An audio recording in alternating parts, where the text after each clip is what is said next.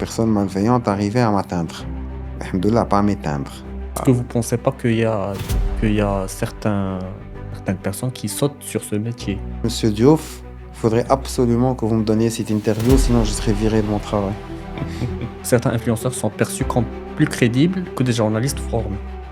Mais moi, ce que je voulais, c'est créer une rupture avec une mentalité du Marocain qui ne sait rien faire. Ou du Marocain qui est pénalisé juste par le fait d'être Marocain. Pour faire ça, désolé pour le terme, on race amar.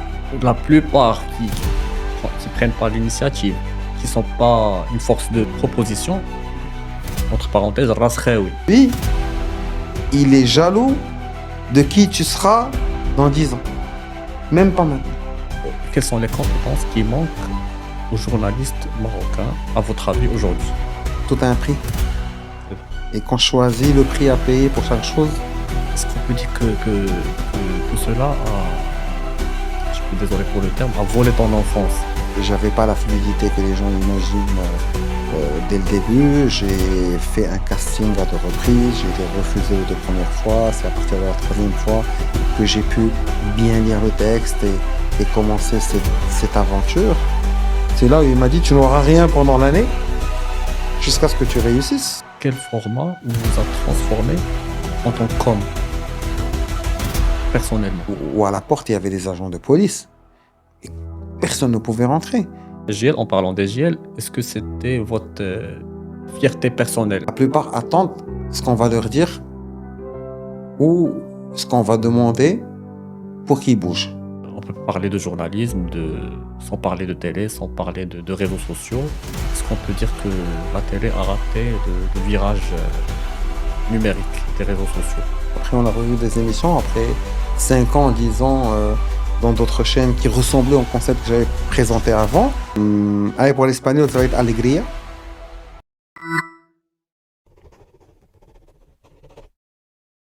Mesdames et messieurs, bonjour et bienvenue dans Maroc Victoire, le podcast qui illumine nos trajectoires, le podcast qui met en lumière les forces vives du Maroc, opérant parfois dans le silence, mais toujours en excellence. Merci beaucoup, chers téléspectateurs, pour votre fidélité. C'est vraiment exceptionnel. Vous êtes vraiment incroyables. Vous étiez plus de 15 000 téléspectateurs à suivre et à regarder nos 3 premiers épisodes de Maroc Victoire. Je vous laisse d'ailleurs les liens pour tous ceux qui veulent découvrir nos premiers épisodes. Le premier, celui de M. Rachid El-Barki, ex-journaliste à BFM TV. Le deuxième de M. Aziz Daouda, faiseur des champions des athlètes marocains, notamment M. Hicham Grouj. Le troisième de M. Jafar Hekel, l'un des pionniers de l'épidémiologie au Maroc. Et l'une des raisons pour ce petit bon début, que je qualifie de bon début, c'est que vous êtes des rêveurs et que ce podcast est orienté et destiné pour tous ceux qui rêvent à participer à façonner le Maroc d'aujourd'hui et demain, Inch'Allah. Tous ceux qui rêvent grand, très grand, chaque jour et qui ont des nuits plus belles que nos jours. Et je vous promets, chers téléspectateurs, qu'on va travailler bravement et durement, d'arrache-pied, Inch'Allah, pour que chaque épisode vous inspire. Parce qu'on y parle, on y parlera avec cœur, avec passion et sans filtre à dire. Chers téléspectateurs et chers auditeurs, aujourd'hui, nous avons l'honneur de recevoir un homme de valeur. Vous étiez nombreux à le demander, à scander son nom, à le commenter, à nous le proposer en off. Aujourd'hui, alhamdoulilah, grâce à Dieu, grâce à lui, grâce à vous, votre souhait est exaucé. Alhamdoulilah. Notre guest, notre cher invité, est un animateur TV, un présentateur, un journaliste, un chroniqueur. Il est jeune, certes, mais il est senior dans la maîtrise et expert en communication, je précise. Notre cher invité est polyglotte, très cultivé, tabarakallah. Quand il parle avec bon sens, bon cœur, et ne perd jamais sa boussole intérieure. En plus, dans un monde où ce qui est cru est plus important que ce qui est vrai, notre cher invité se caractérise par une sincérité intacte qui fait de lui l'un des journalistes les plus patriotes, authentiques et originaux. Il va nous parler aujourd'hui de son passé victorieux, de sa carrière très réussie, de ses victoires. Il va nous livrer l'une de ses recettes, Inch'Allah. Ladies and gentlemen, take your seat and join us, please, to welcome the one and the only. Señoras y señores, tenemos el gran honor de recibir hoy Monsieur Samir Drilane. C'est Samir Drilane, bonjour. Bonjour, ça va? Alhamdulillah. Merci pour l'introduction très sympathique, ça me touche Merci beaucoup, c'est vraiment et je Samir. vous Vous le souhaite bonne chance. méritez et vous méritez encore plus. Je vous souhaite, Inch'Allah, bon vent pour tout ce que vous faites et que ces jeunes continuent de rêver en attendant de devenir effectivement des pionniers et de participer euh, à cette expérience exceptionnelle du Maroc qui doit avancer, qui doit se développer et qui a besoin de tous ces jeunes. Inch'Allah. Merci beaucoup, c'est Samir, et merci d'avoir accepté notre invitation. Désolé encore une fois d'insister. Vous êtes l'un des invités de marque. Vous étiez prisé et demandé depuis le lancement de Maroc Victoire. Merci beaucoup, ça me fait plaisir et je suis là avec grand plaisir, je suis honoré. Allah يكتر خيرك, c'est Samir. Merci beaucoup. Donc, c'est Samir. Pour commencer, j'aimerais bien, si vous permettez, de commencer sur une note un petit peu marrante, une note un petit peu sympa. Et on sait tous que vous êtes polyglotte, que vous maîtrisez, tabarakallah, la langue arabe, espagnole, français, anglais, que vous switchez mieux entre elles, mieux qu'un interprète à l'ONU. D'ailleurs, je pense que la langue arabe, c'est votre langue préférée. Mm, Corrigez-moi si je oui, me trompe. oui. Donc, si vous permettez, si vous pouvez nous choisir un mot préféré de chacune de ces langues et nous dire pourquoi. On commence par un exercice qui est délicat. Alors, un mot préféré pour chaque langue. Allez, pour l'espagnol, ça va être alegría, Très bien.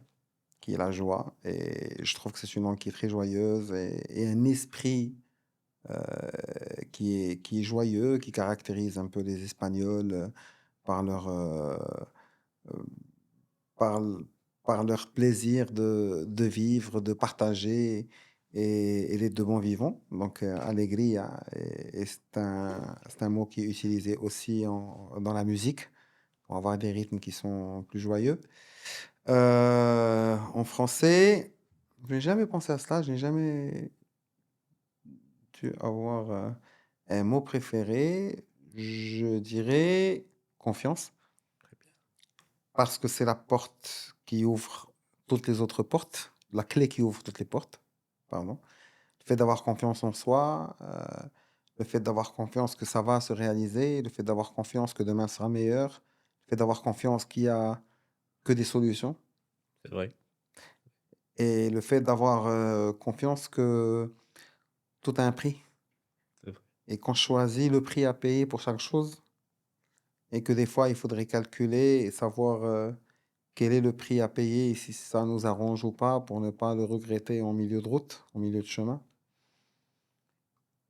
En anglais, je dirais challenge, parce que notre vie est pleine de défis et que l'anglais pour moi a été un challenge aussi parce que je l'ai appris à l'âge de 16 ans.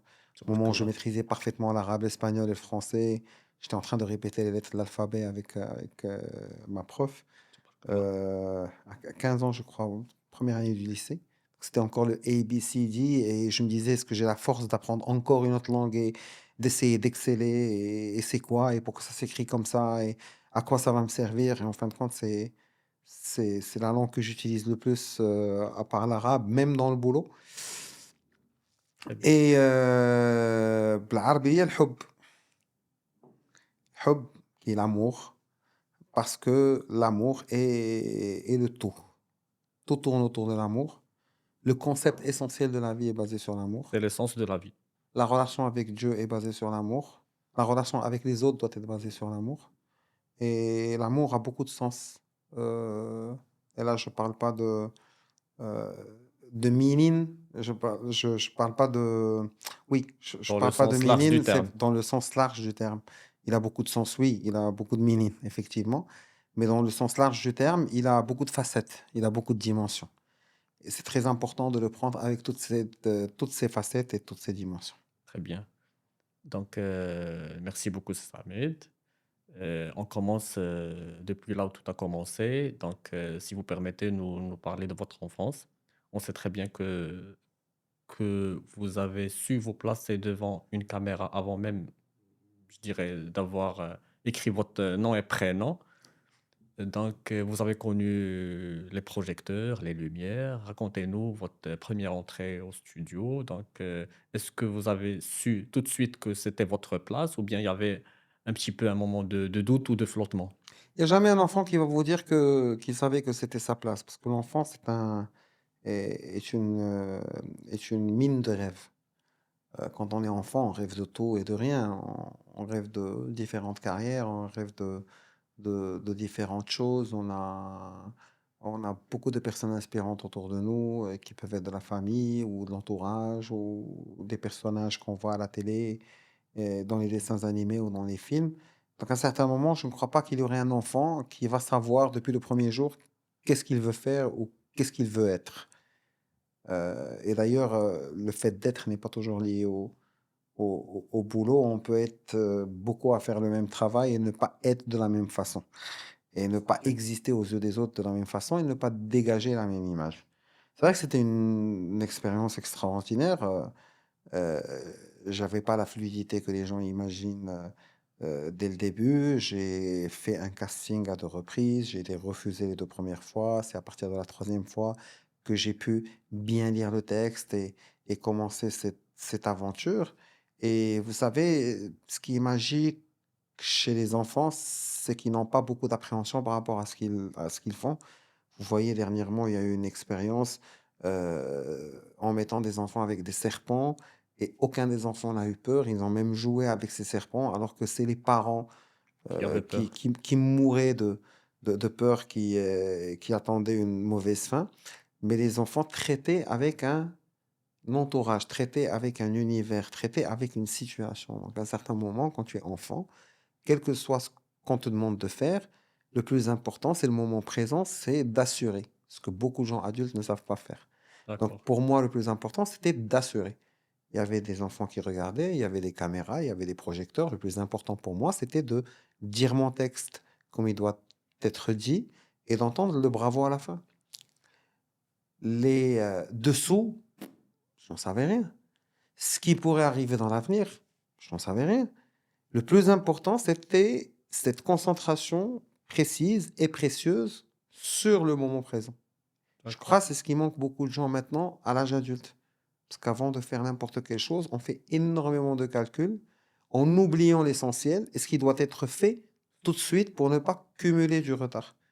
Et on dit que le diable se cache dans les détails. Et Exactement. beaucoup de fois, on se noie dans les détails et on oublie qu'il y a un résultat à avoir ou qu'il y a au moins un pas à faire afin de vivre ce cumul positif, qui nous aidera à faire quelque chose de bien après. Très bien. Mais est-ce que c'était votre idée d'aller participer ou bien Non, moi, c'était ma mère m'avait emmené là-bas pour regarder l'émission parce que c'est une émission où il y avait un public d'enfants, قناة donc الصغيرة؟ قناة الصغيرة, donc je suis parti pour voir comment ça se passe, pour, comprendre cet univers, pour rencontrer d'autres gamins, pour jouer, pour sautiller. À un certain moment, je me disais: «Pourquoi, je ne serais pas le garçon qui présente?» Parce À côté de tout ça, tu entendais les compliments de tes parents pour, la petite fille ou le petit garçon qui Mmh. faisait ça et qu'à un certain moment, la chose la plus exceptionnelle aux yeux d'un enfant, c'est, de créer cette fierté chez ses parents et donc je voulais être, là et en me demandant, il m'avait répondu en disant: «Tu dois passer un casting, tu dois lire un texte et si tu le lis bien, tu vas pouvoir avoir, l'occasion de passer, devant la caméra», donc comme j'ai dit, je l'ai fait une fois, 2 fois, ça n'a pas marché, la troisième fois, ça a accroché. Est-ce qu'on peut dire que cela a un petit peu, désolé pour le terme, a volé ton enfance?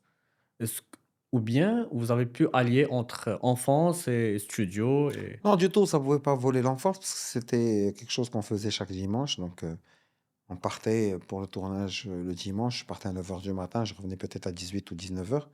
Ça m'a créé un stock de souvenirs exceptionnel, extraordinaire. Mais, jusqu'au point de voler mon enfance, non, parce que j'avais tous les jours de la semaine après. J'avais du d'accord. lundi jusqu'au samedi, je partais à l'école, je sortais jouer avec mes potes dans le quartier. Il y avait une vie, on la sentait passer, hein, sans internet, sans téléphone portable, sans rien du tout. C'est Donc, la belle époque, hein. ouais, ouais, on avait le temps. Donc, je ne crois pas que ça pouvait me voler l'enfance. Au contraire, ça m'a créé des souvenirs de qualité et Alhamdoulilah. ça m'a appris beaucoup de choses. Ça m'a appris beaucoup de choses sur la célébrité, sur le travail, sur l'abnégation, sur le sacrifice, Forcément parlant. des éléments que les tout petits ou que moi, les moins petits ne comprennent pas très vite, vu qu'ils sont dans un cocon ou qui n'ont aucune bonne condition de vie, hein. Les deux Parce que ne sont pas bons pour un enfant. comme vous venez de dire, c'est ça, Ahmed, vous avez parlé de sacrifice. C'était difficile de sacrifier son samedi et son dimanche à l'époque.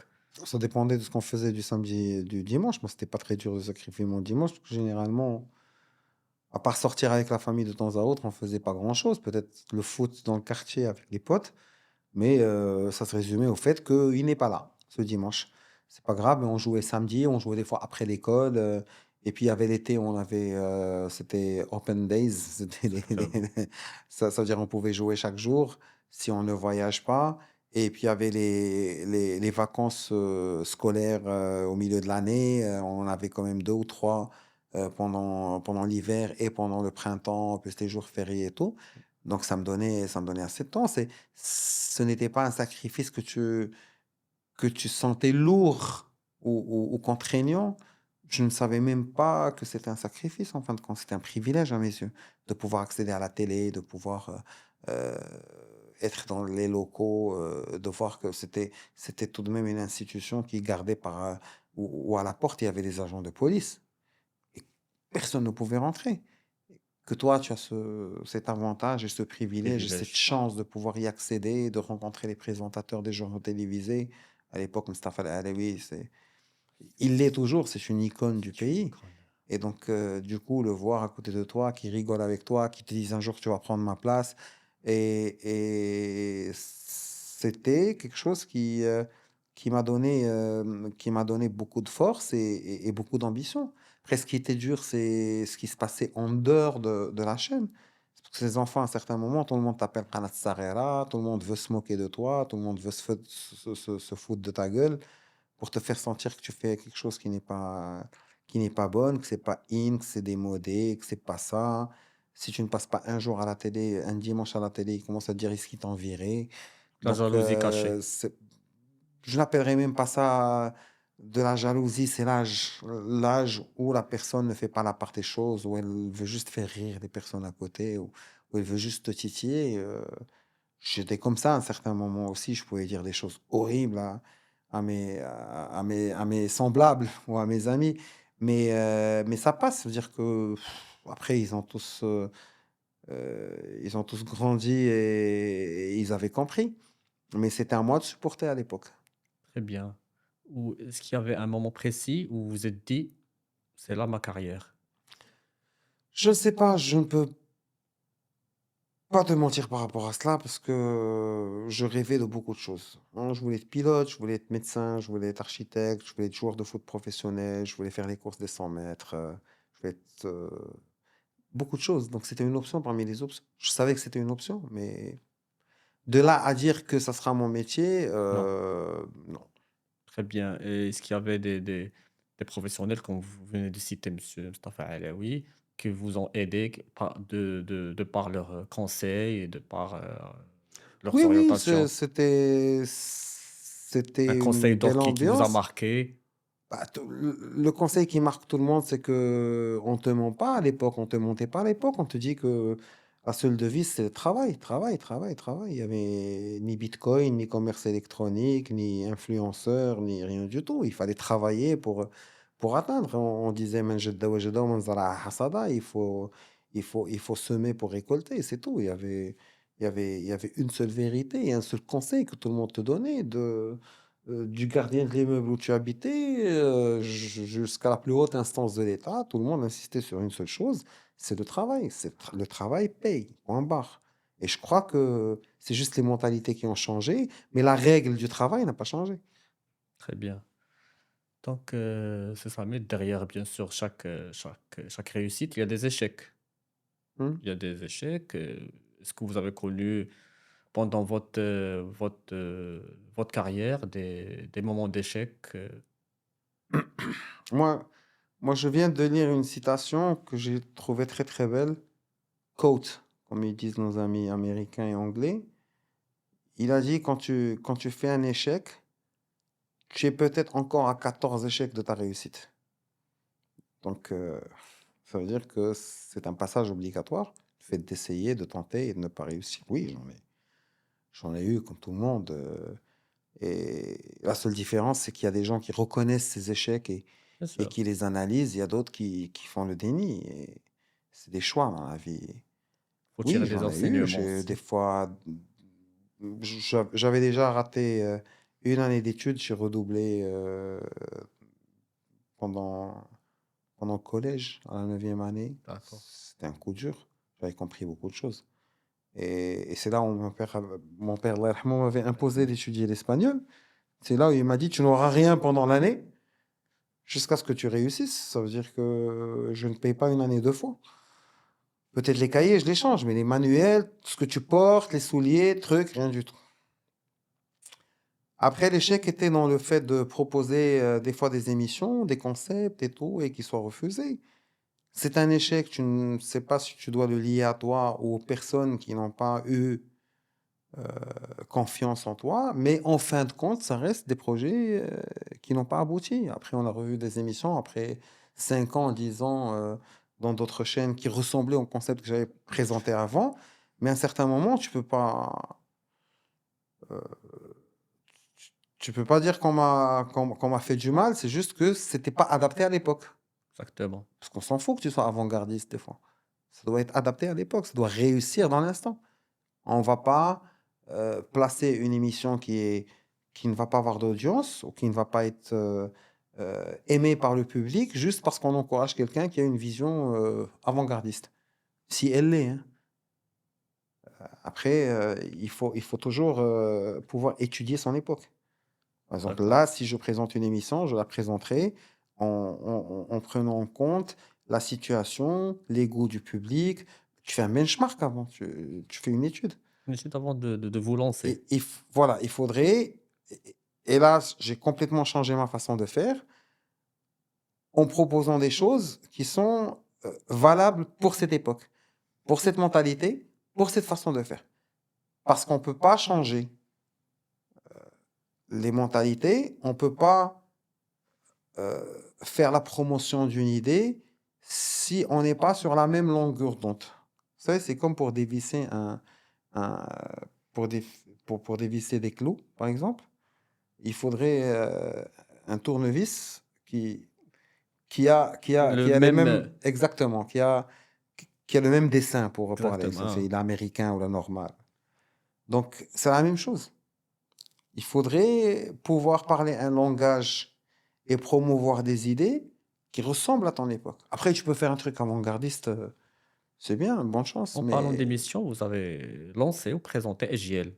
D'où venait l'idée à l'époque? en fait, l'idée n'était pas la mienne pour agir, c'était l'idée de la chaîne. Il y avait Mustafa Ben Ali qui y travaillait, qui était le DG de 2M, il y avait Sibou Chara, il y avait Selma Sqalli, il y avait Yasmine Khiyat, qui est la fille de la grande artiste Allah yarhamha, Naïma Mcherki, qui travaillait sur cela. Et on m'avait proposé, via Gérald Brice, qui était directeur des antennes de Canal+, de faire une chronique sport.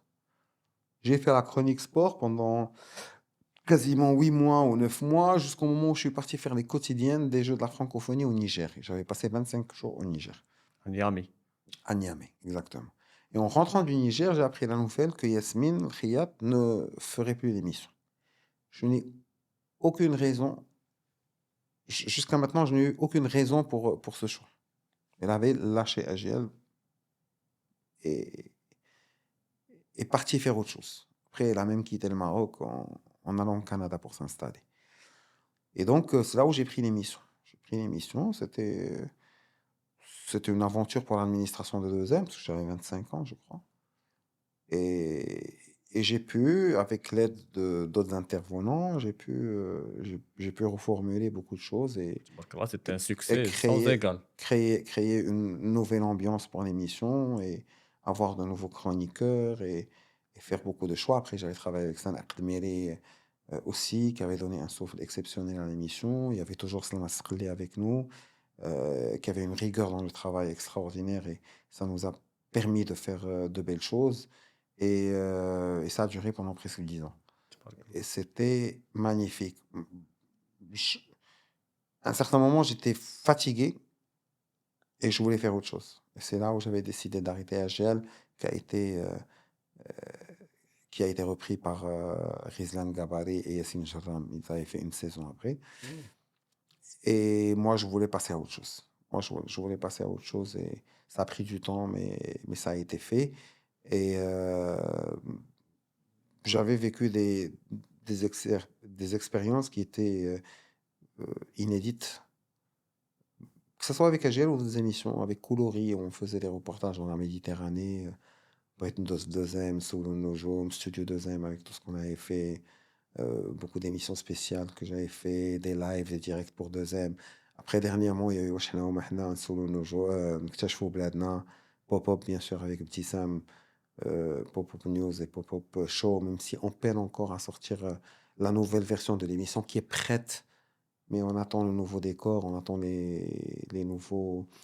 C'est une question de moyens, ça va venir avec le temps. Maintenant, il y a eu beaucoup d'événements qui se succédaient. Je crois qu'après la CAN, il y aura tout qui est prêt pour sortir un très grand talk show, Inch'Allah. Donc, oui, c'est des expériences qui se succèdent. Il y a des bonnes, il y a des moins bonnes. Et Le plus, AGL, le plus important, oui, AGL, c'était AGL un à moment à ne l'époque, pas c'était. rater le dimanche à 19h. Oui, AGL à l'époque, c'était une Oh, émission qui montrait. Je crois que AGL a marqué une rupture avec l'ancien Maroc, avec tout le respect que j'ai pour beaucoup de créateurs et de grands artistes. Mais moi, ce que je voulais, c'est créer une rupture avec une mentalité du Marocain qui ne sait rien faire ou du Marocain qui est pénalisé juste par le fait d'être Marocain. Et c'était mon objectif suprême. Et je commençais par moi. Je me dis, je suis un Marocain qui fait une émission dans une chaîne marocaine pour toucher des Marocains, mais je suis exceptionnel et je bosse avec des gens exceptionnels et on va faire une émission exceptionnelle et on va toucher un public exceptionnel et on va créer cette belle symbiose, cette cohésion qui permettrait à ce qu'on discute des sujets sans avoir de crainte, sans avoir peur, parce qu'on est dans un pays de jugement à 100%. Te juge à tort et à travers.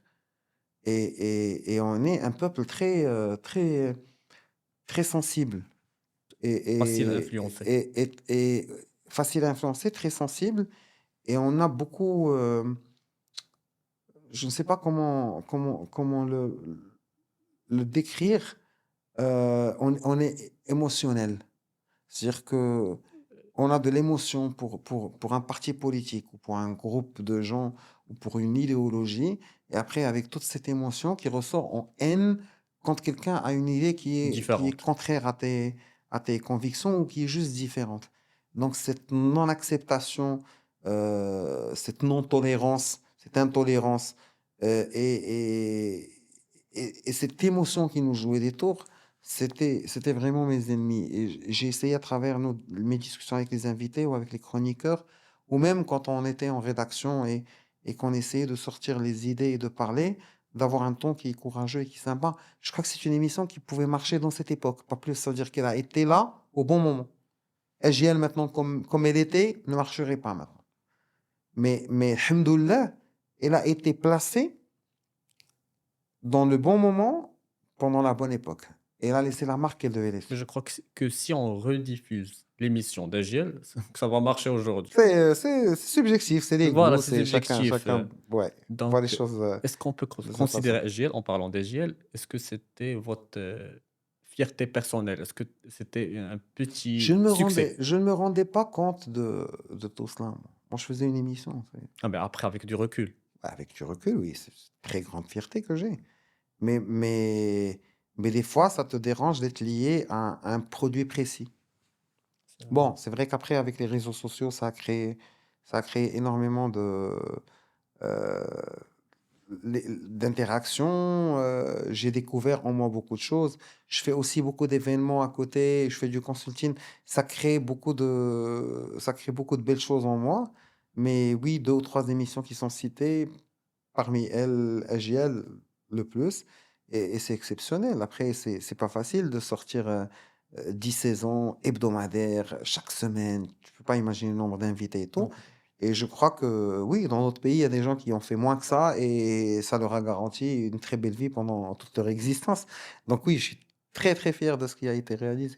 Alhamdoulilah, alhamdoulilah. C'était quelle saison où vous avez réalisé que vous avez pu dire, vous vous êtes dit: «C'est la meilleure saison d'AJL». C'était quelle saison? Je crois que c'est les 2 dernières saisons. Les 2 C'est dernières vrai? saisons avec, les 2 dernières saisons par rapport à moi, par rapport à ma vision des choses, par rapport à mon ego personnel. J'avais, heu, j'avais une très belle équipe.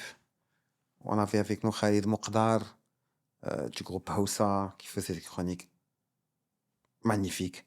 J'avais aussi, avec nous dans l'équipe, on avait aussi Momo. Momo, oui. Momo qui était toujours, dans les choisis par Tel Quel et par Jeune Afrique, parmi les 50 personnes, les plus influentes au Maroc. On avait aussi Rizwan Gabari qui était pour moi l'exemple de la jeune femme pétillante avec beaucoup d'ambition et qui arrivait à trouver ses marques dans l'émission et donner beaucoup de fraîcheur au programme. Et ça a créé des liens humains très solides entre nous. Jusqu'à maintenant, Rizlan, c'est une très grande amie à moi.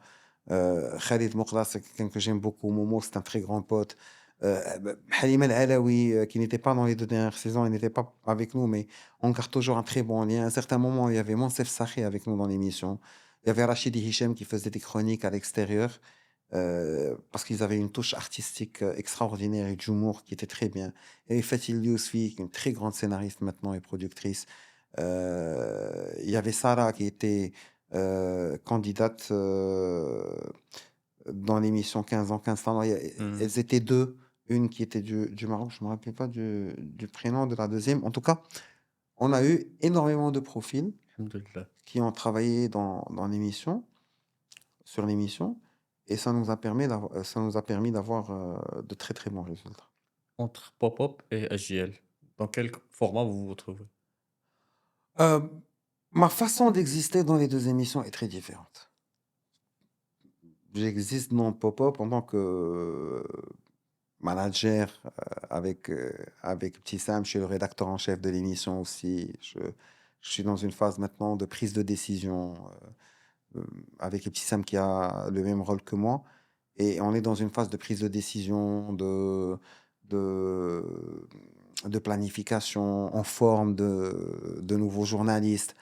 Donc, c'est deux phases de vie qui sont très différentes. Tout ce que j'ai fait dans Agile, c'était pour arriver à cette phase de vie, pour gérer une émission, pour être rédacteur en chef, pour être, par parenthèse, patron, pour être rédacteur en chef, pour former de nouveaux journalistes et tout. Après, moi, le seul bémol que j'ai par rapport au pop-up, c'est le décor. Le décor, parce qu'on était passé à un grand studio. Après, vu les préparatifs de la Cannes et tout, et la Changer. refonte des studios, on est repassé un plus petit.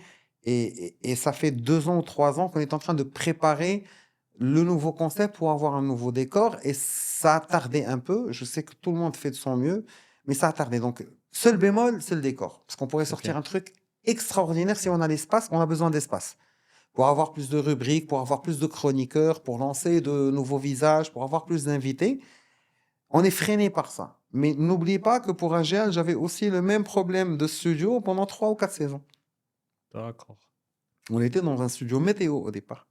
Après, on est passé à un studio de 200 mètres carrés. Et on a passé 3 ans ou 4 ans à attendre pour passer au studio 400 mètres carrés. Après, côté influence, et je ne peux pas les comparer parce que Pop-up est dans un contexte qui est différent, où il y a les réseaux sociaux, où il y a Instagram, Facebook, où il y a plus de chaînes de télé nationales, où il y a plus d'émissions, il y a plus de concurrence. Je ne peux pas comparer l'impact. Mais je sais que ce qu'on fait sur Pop-up est hyper utile et très qualitatif. C'est de la qualité euh, qui est indiscutable. Après, maintenant, ça dépend du goût des gens De qui tout à regardent chacun, et de la perception de chacun. C'est très honorable comme produit. bien sûr. Voilà. Alhamdoulilah. Alhamdoulilah. Donc, c'est ça, mais en parlant de format, entre talk show, débat, chronique, reportage, quel format vous a transformé en tant qu'homme? personnellement? C'est tous les formats. Moi, je crois que l'expérience la plus... Déjà, pour les reportages et tout, j'ai dû beaucoup voyager, que ce soit au Maroc ou à l'étranger. Entre mes vacances personnelles et les déplacements journalistiques, j'ai dû faire 17 pays et plus de 60 villes dans le monde. 17 Et pays, oui, 17 pays et plus de 60 villes dans le monde. Barakallah. Allah يبارك فيك. Et ça m'a vraiment forgé. J'ai vu beaucoup de choses. J'ai discuté avec beaucoup de personnes. J'ai compris beaucoup de mentalités.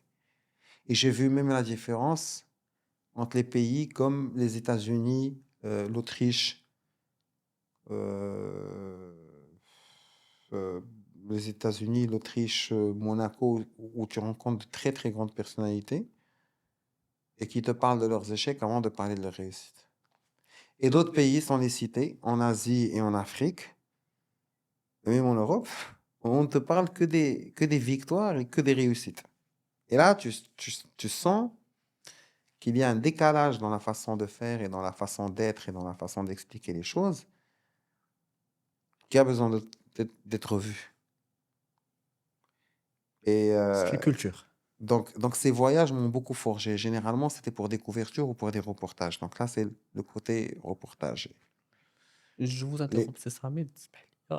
Est-ce que vous vous rappelez d'une expérience qui vous a marqué avec quelqu'un que vous avez rencontré? Alain Gic, la suite de la réponse, je D'accord, peux dire ça, mais juste pour je expliquer, m'excuse. c'est-à-dire que les reportages m'ont permis de découvrir les lieux, de parler avec les gens, de comprendre des mentalités dans différentes places du monde. Et les talk shows m'ont permis de découvrir les gens, mais dans leur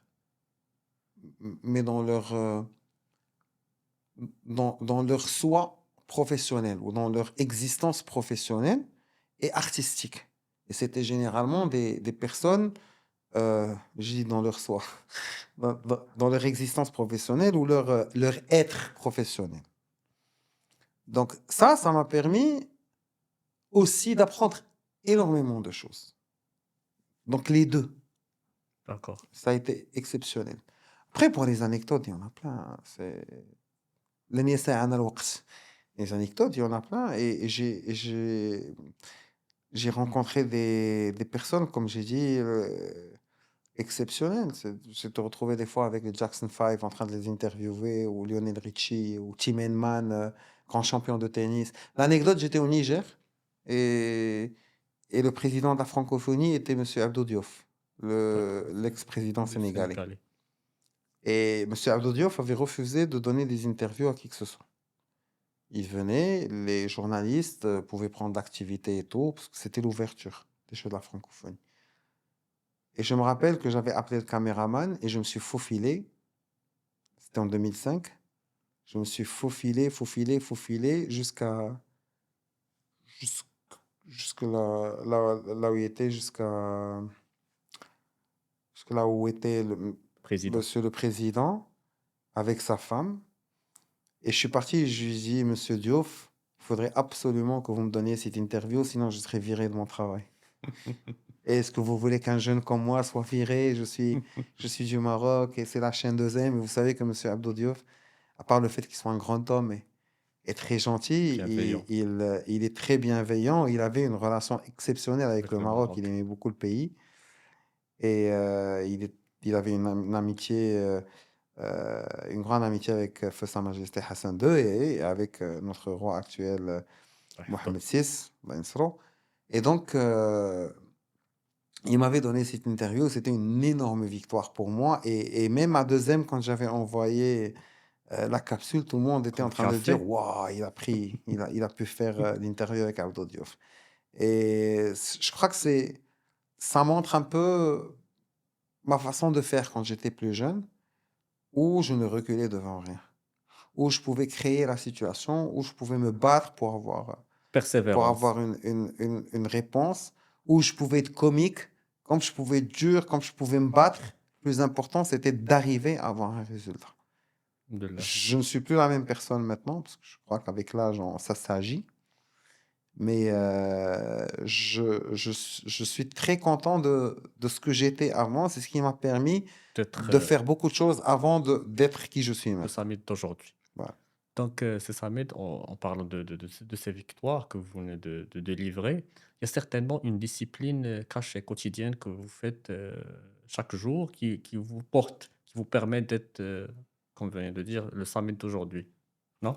Moi, je suis quelqu'un qui était à un certain moment très influencé par tout ce que les personnes pouvaient me dire. Que ce soit un compliment ou ou une critique. Et vous savez, il y a des gens qui sont très bienveillants et d'autres qui sont malveillants. Et ces personnes malveillantes arrivaient à m'atteindre. Alhamdoulilah, pas à m'éteindre. Donc, De là. l'exercice que je fais chaque jour, c'est me parler. Et c'est me parler très positivement. Et c'est de me rappeler, c'est moi qui me rappelle toutes les choses que j'ai pu réaliser dans la vie, que j'ai pu faire, C'est comme si- toutes les bonnes choses que beaucoup de gens ne savent pas et ne sauront jamais que j'ai fait, toutes les difficultés que j'avais pu surpasser. Et je me parle, je me motive, j'ai un coach en moi. Un coach qui me parle à chaque fois, qui me rappelle. Au lieu d'aller moi payer de l'argent pour que quelqu'un me dise que j'ai fait comme je pouvais, que c'était dur, mais que j'ai dû me battre. Et regarde ce que tu as réalisé. Et juste le fait de respirer, c'est une bénédiction et tout. Moi, je me dis ça. Moi, je me dis ça chaque jour. comme Et si vous faites le point chaque jour de votre, je de fais, vous-même. je fais le point et je m'encourage et je m'applaudis. Et quand il y a un truc à faire, je, je, je me pousse à le faire. Et quand je commets une erreur ou je fais un truc que je ne dois pas faire, ben je m'explique que ce n'est pas la fin du monde, mais qu'il fallait pas. Et qu'il faut maintenant voir comment on peut diminuer cette mauvaise habitude ou ne plus la faire. J'exerce le silence. Et dans ce silence, il y a un dialogue énorme entre moi et moi-même. Très bien, ça m'aide. Donc, on va creuser un petit peu dans le métier de journaliste, de présentateur. C'est ça m'aide. Aujourd'hui, est-ce qu'on devient journaliste ou on le décrète? Est-ce qu'on s'impose la société comme étant journaliste ou bien il y a des études et tout Bah, pour y arriver? les deux. Les deux, le statut de journaliste, tu peux l'avoir après des études, comme tu peux l'avoir après une expérience donnée dans un domaine qui te permet de pouvoir écrire après sur le même domaine ou sur des domaines qui sont similaires ou faire des émissions ou présenter. Et après, le vrai métier de journaliste a son éthique, a ses règles, a ses compétences qu'il faut avoir. Donc, oui et non. Moi, pour moi, Est-ce que le diplôme, c'est un passeport nécessaire pour être journaliste? le diplôme, c'est une formation que tu fais pour avoir la capacité de discuter plusieurs sujets dans plusieurs domaines de vie, dans plusieurs secteurs. Quand tu as une idée sur le droit, quand tu as une idée sur la sémiologie, quand tu as une idée sur la sociologie, quand tu as une idée sur la communication, sur l'histoire de la télé, l'histoire de la radio, comment produire des émissions, comment travailler un journal télévisé, tout ça, il faut le connaître, il faut savoir comment faire une chronique dans un journal, c'est quoi la différence entre, je ne sais pas, un article d'analyse et un article d'opinion. Il faut travailler sur tout ça, il faut le savoir, il faut le connaître. Moi, j'avais eu à l'ISIC, à l'Institut supérieur de l'information et de la communication, j'ai eu une formation de qualité Ah, tu parles clair. énorme. Mais ça dépendait aussi de notre vision des choses et si nous, on prenait tout ça. Mais après, on te remplit d'informations, on te Sûr, remplit de compétences et on te lâche. Ça dépend de toi si tu veux créer la différence ou pas. sûr. Ça- Comme je dis toujours, n'attends pas que tout ton environnement change pour que tu bouges. Bouge et le changement viendra. Parce que quand moi je fais un mouvement, un bon mouvement et toi un bon mouvement et lui il bouge bien et lui il bouge bien, on va dans la même direction, ben, on va influencer cet environnement. Donc, ça dépend du changement que tu veux apporter à Est-ce la... que vous pensez pas qu'il y a certaines personnes qui sautent sur ce métier? Bon, c'est normal comme tous les autres métiers. Même s'ils ne sont pas Le formés. seul, le seul métier sur lequel tu peux pas sauter, c'est le métier ultra technique ou ultra spécialisé, comme chirurgien ou je sais pas, ingénieur mécanique ou électronique. Mais tous les métiers où il y a une partie de créativité, où il y a une partie humaine dans leur ADN, il y a des gens qui sautent vers ces métiers et qui peuvent très mal les faire. Mais après, le public a la capacité de faire la différence et de voir ce qu'il prend de ce qu'il ne prend pas. Est-ce que cela ne peut pas nuire à l'image générale d'un journaliste? Non. Pourquoi l'image du métier va nuire à mon image à moi? C'est mon image, c'est mon image. Elle n'a rien à voir avec le métier, elle n'a rien à voir avec le pays, elle n'a rien à voir avec le continent.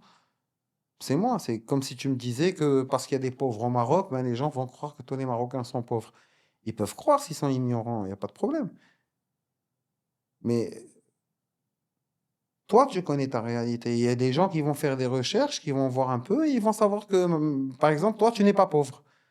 Tu vis dans un bon niveau. Ils vont dire, tiens, il y a un Marocain qui vit dans un bon niveau. Mais moi, je ne l'ai pas fait pour qu'ils disent, tiens, il y a un Marocain qui vit dans un bon niveau, je l'ai fait pour moi. Donc maintenant, si les gens vont juger tout le journalisme parce qu'ils voient des plateformes et parce qu'ils voient des journaux électroniques ou même des productions à la télé qui ne réussissent pas, ben c'est le problème des gens qui font ça. C'est pas mon problème. Moi, je peux pas changer l'image de l'environnement, je peux pas changer l'image du journalisme. Je travaille sur la mienne. Et je travaille sur une confiance que je construis avec mon interlocuteur ou avec mon public. Après le reste, je, je ne peux pas l'influencer de façon massive. Mais je crée la différence. Demain, si on parle de journalisme, on dit, tiens, il y a quand même cette personne et cette personne et cette personne qui font du bon travail. C'est cool, c'est très bien. Mais, donc, si je comprends bien, vous, en tant que chef d'équipe, en tant que manager, vous pouvez bien choisir quelqu'un qui n'est pas formé comme étant journaliste. Donc, ça dépend de... Moi, si je choisis une personne qui est compétente, qui pourra faire la tâche qui lui sera attribuée sans aucun problème. Très bien. Ça s'arrête là. Le diplôme, en soi, peut apporter beaucoup de bonnes choses à une personne. Mais je peux avoir un licencié de droit qui est excellent en écriture, qui est excellent en analyse, qui a une bonne bouille et qui peut faire une chronique. Je ne vais pas lui dire va chercher un diplôme en journalisme. Parce que moi, je peux lui faire des formations et Je comprends, lui, il va faire des auto-formations. je comprends. Quand je parle de diplôme, il peut ne pas avoir un diplôme de journalisme, mais avoir un master en économie, avoir un master en sociologie, avoir une licence, je ne sais pas, dans la gestion des affaires. Et vous octroyez même à lui une seconde chance Exactement. de revirement de Il situation, de changement de il y a carrière. beaucoup de gens qui travaillent dans des domaines qui n'ont rien à voir avec leur diplôme, mais Exactement. dans des domaines qui demandent de la compétence. Oui. Donc moi, je ne dis pas, je vais prendre quelqu'un du lycée pour venir faire le travail, ou de la rue pour venir faire du travail, ou quelqu'un d'ignorant. Au contraire, j'ai les conditions.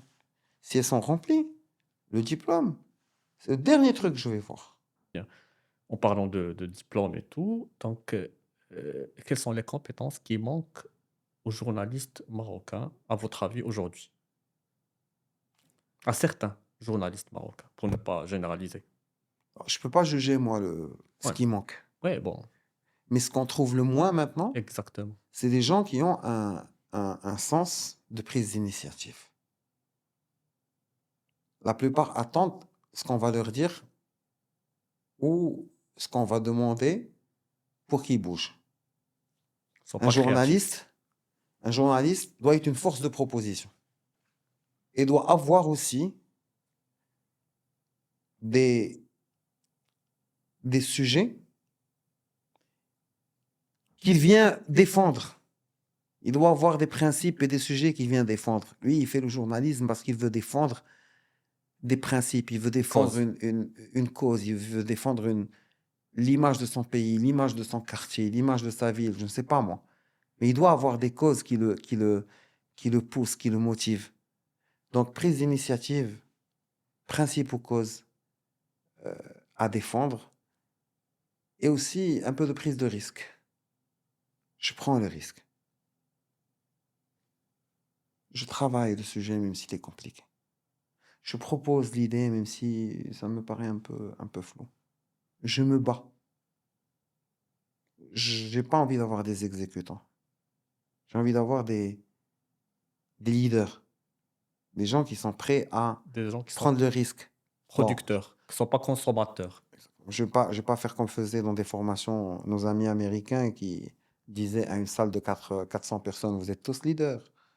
Et après, tout le monde attend d'être leader sans travailler. Moi, quand je parle de lead, c'est exactement ce sens d'initiative. Il faut déjà savoir être leader avec soi-même. Si tu es leader avec toi, c'est bon. Le problème qu'on a, c'est qu'il y a des gens qui ne sont pas leaders, même avec eux-mêmes. Ils sont guidés par des idéologies, ils sont guidés par d'autres personnes qui leur disent des choses, ils sont guidés par d'autres événements et éléments qui les influencent. Lui, il n'a pas le lead, même pour lui-même.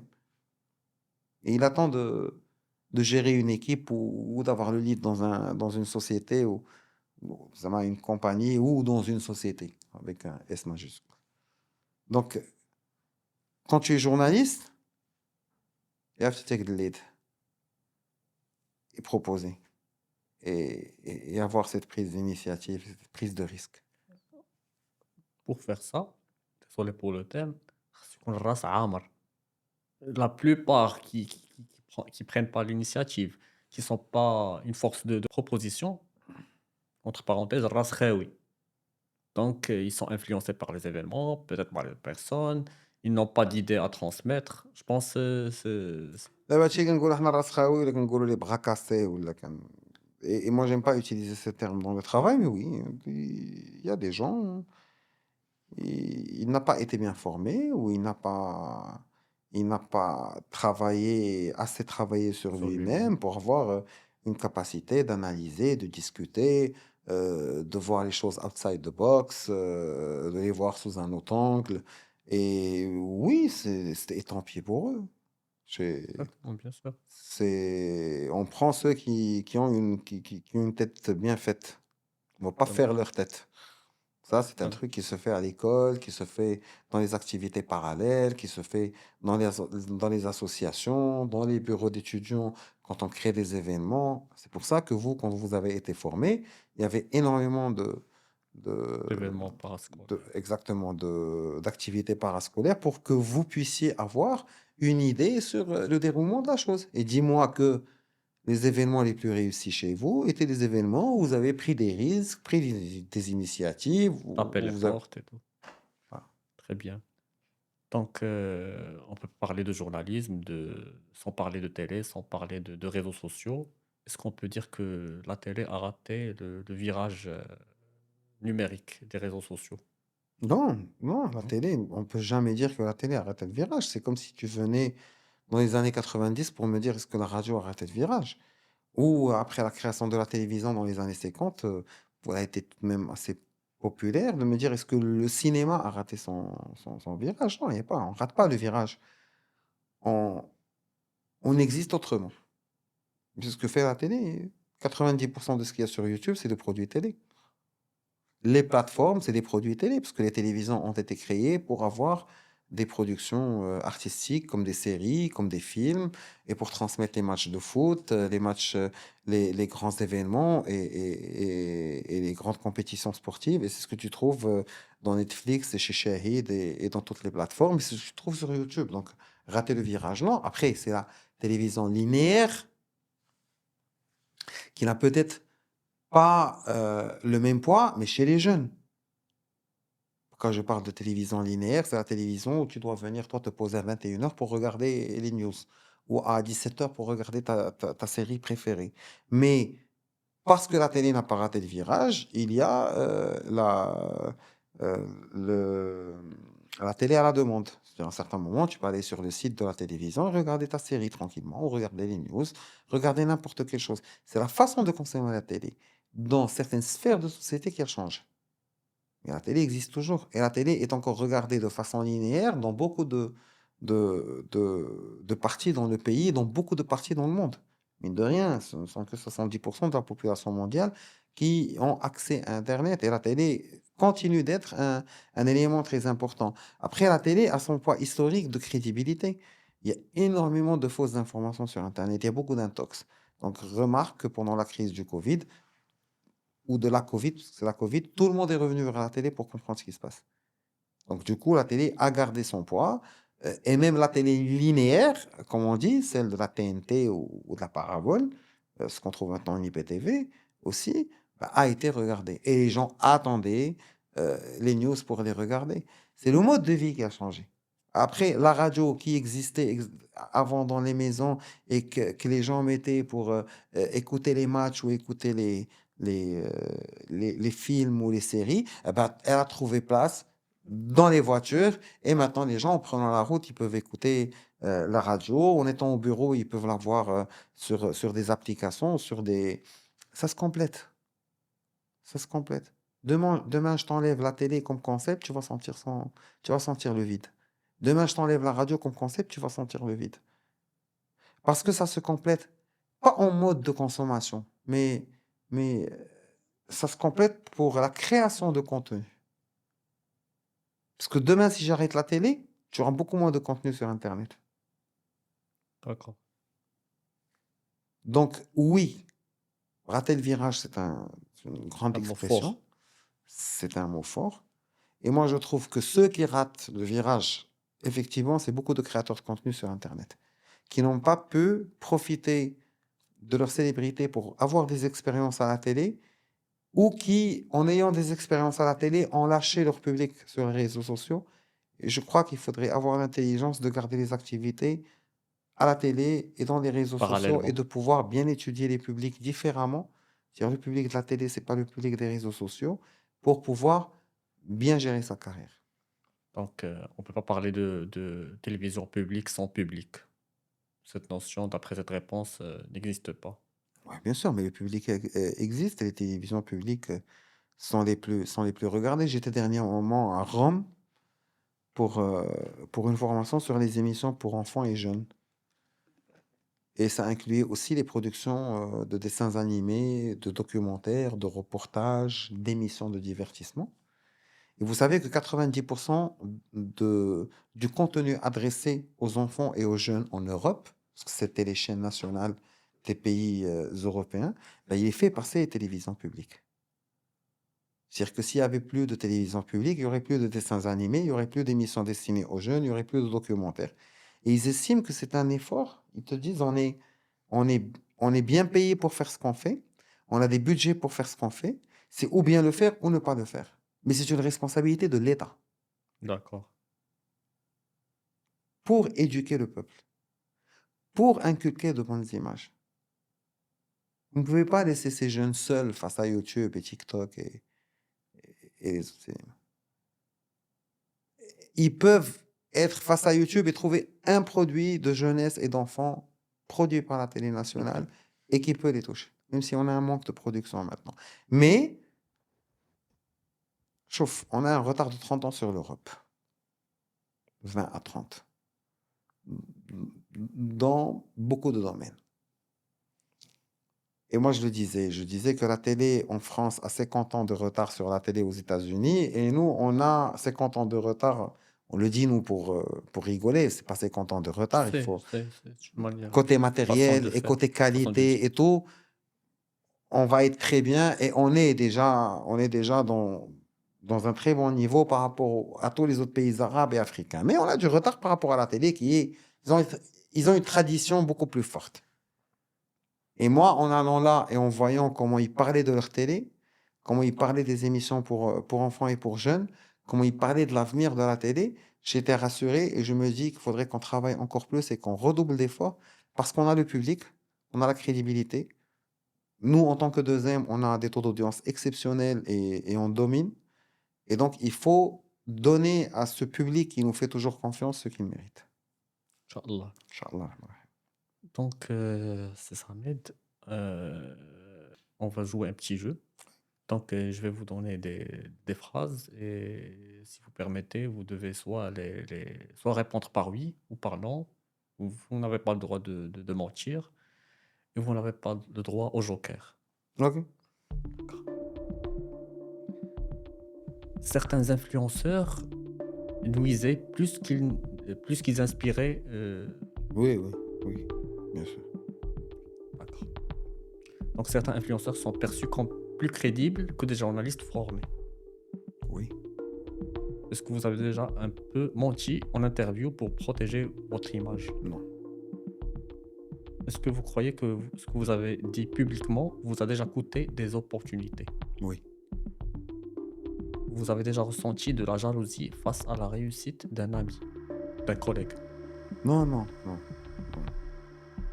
Il n'y a pas de place pour la jalousie parce que chacun est concentré sur ce qu'il doit faire. Après, euh, je connais des gens, des fois, c'est pas de la jalousie. Ils peuvent ressentir de l'injustice, des fois, par rapport Une à situation certaines donnée. choses. Et l'injustice, le sentiment d'injustice, c'est pas un sentiment de jalousie. Tu comprends? Moi, ça m'est jamais arrivé. Moi, j'empêche mes collègues de me parler de certaines choses quand elles arrivent. Et je parle d'il y a longtemps. Mais je comprends quelqu'un qui vient me dire Sahbi, ils ont promu Flan et moi, je n'ai pas été promu alors qu'on méritait tous les deux. Chez Haja. Il exprime une injustice. Ça n'a rien à voir avec la jalousie. La jalousie, les gens ne comprennent pas que la jalousie est à double sens. Il se peut que ton directeur soit jaloux de toi. Totalement. Il se peut que le patron, Moulchiga, qu'il soit jaloux de toi et que toi tu sois jaloux de lui. C'est un truc qui en va et vient. C'est pas un truc. Tu n'es pas supposé être jaloux de quelqu'un qui a un truc plus grand ou un truc plus haut. Non, la jalousie, là, c'est une perception qui peut aller dans les deux sens. Et moi, comme j'avais dit à un ami un jour, qui a été un peu emmerdé par son directeur, j'ai dit, t'as quel âge? Il m'a dit, j'ai 32 ans. Je lui ai dit, ben lui, il est jaloux de qui tu seras dans 10 ans. Même pas maintenant. Mais lui, il peut imaginer un parcours que tu n'imagines même pas et il va être jaloux. Il va dire, ouais, moi, quand j'avais 42 ans, je n'ai pas eu ce qu'il va avoir lui après 10 ans. Ou quand j'avais son âge, j'avais pas la même facilité et j'avais pas les mêmes conditions, j'avais pas le même confort de boulot. Ça, c'est de la jalousie aussi. Bon, mais moi, jaloux d'un collègue, non, jamais pas. Est-ce que vous pensez qu'au Maroc, on préfère ceux qui rassurent à ceux qui dérangent? Au Maroc, on préfère ceux qui rassurent à ceux qui dérangent. Le public. Le public, Parlons. le public préfère ceux qui dérangent. D'accord. Donc, c'est non. Alors, le public préfère ceux qui dérangent. Très bien. Allez. Parce que ceux qui dérangent créent le débat. Moi, j'ai pas besoin d'être là pour te rassurer. J'ai besoin d'être là pour déranger. Pour déranger le responsable, pour déranger Créer de la l'instance, polémique. pour qu'elle sorte répondre, pour avoir l'avis des gens. Donc le public, il préfère toujours celui qui dérange, qui vient, qui va dire ah la draki kaina, ah shnou kain. Pas celui qui va leur dire non, n'ayez pas peur, tout ça va finir par se régler et tout ça c'est. Sarah, je préfère celui qui rassure. Je préfère être rassuré que d'être dérangé par une info qui va chambouler ma vie. Je préfère être rassuré. Là, d'abord, Mais non. je respecte. Là on parle du traitement. On a l'information, elle est là. Il y a quelqu'un qui va venir rassurer, il y a quelqu'un qui va venir déranger. On a l'information qui est là du Maroc. Covid. Là, le Maroc organise la Coupe du Monde 2025. Il y a un gars qui va, selon des éléments, sortir. Et on peut avoir besoin des deux. Il y a un gars qui va sortir dire l'avancement des travaux sur les deux stades de Rabat et nouveau, la Moulay El Hassan et le Berid. Moi, je suis inquiet. Je ne vois pas comment ça va aller. Ok, lui, il va sortir dire ça. L'instance en charge du projet va répondre. On va sortir Dire- quelqu'un pour rassurer. Donc, lui, il a dérangé pour que l'instance rassure. Je comprends. Comme ça peut être lui qui sort pour déranger, il y a un autre journaliste qui va répondre en disant non, selon les dernières informations que j'ai, les délais et les trucs. Sans respecter. Donc, quand tu me parles quelqu'un qui dérange ou quelqu'un qui rassure, Ça dépend moi, de quel moi, côté. Moi, je pense à l'information qui est sort traitée. déjà, qui est déjà disponible. Il y a des gens qui vont commenter, qui vont exprimer, par exemple, une inquiétude. Il y a d'autres qui vont rassurer. Les deux sont utiles. C'est bien. Très bien. Est-ce que vous regrettez d'avoir fait confiance à quelqu'un dans votre carrière? Non, je ne fais pas confiance généralement. Donc c'est cool. Est-ce que vous trouvez que les jeunes d'aujourd'hui manquent parfois de courage? Vous l'avez déjà mentionné. Donc, Bah, prise d'initiative et prise de risque n'a rien à voir avec courage. Ils peuvent avoir le courage dans leur vie personnelle, ils peuvent avoir le courage dans leur boulot par rapport à d'autres aspects. Moi, quand j'ai parlé d'un type qui ne prend pas l'initiative, c'est ce qui manque le plus. Après, moi, je trouve que les jeunes d'aujourd'hui au Maroc ont énormément de courage aussi, ils font des choses exceptionnelles et ils doivent continuer à tenter. Je crois que en ayant du recul maintenant, en ayant 45 ans, je trouve que 20, 21, 22, c'est encore très très jeune. Il ne faudrait pas leur faire trop de pression par rapport à des choses pareilles. quand même, Mais le courage, ouais, ils sont courageux. est-ce que vous pensez que certains artistes engagés le sont juste pour vendre? Moi, je trouve qu'il y a certains journalistes qui essaient de montrer qu'ils sont engagés pour vendre. Ça, mon écoute, c'est quand je t'ai Bien dit, sûr. Sa Majesté qui gère tout le pays fait 2 discours par an. Il y a de très grands responsables et de très grands patrons qui sortent parler 3 fois par an. Qu'est-ce que tu fais, toi, à parler avec les Marocains chaque jour que Dieu fait pendant 1 heure ou 1 heure et demie?